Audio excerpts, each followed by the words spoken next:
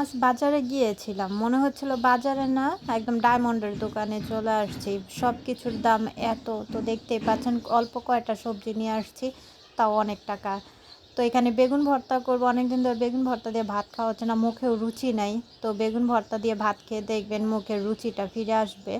তো বেগুন ভর্তা আমি যেভাবে তৈরি করছি, বেগুনটাকে পুড়িয়ে নিয়ে তারপরে আপনার শুকনা মরিচ তেলে, তারপর পেঁয়াজ ধনিয়াপাতা তেল দিয়ে লবণ দিয়ে বাস এইভাবে মেখে আপনারা খেয়ে দেখবেন, গরম ভাতের সাথে সেই মজা লাগবে। তো অনেক দিন পর আর কি বেগুন ভর্তা করতেছি, এর জন্য আর কি গরম ভাতও রান্না করা হয়ে গিয়েছে। আর গরম ভাতের সাথে বেগুন ভর্তা সেই স্বাদ লাগে। তো আপনারাও খেয়ে দেখতে পারেন, খুবই ভালো লাগবে।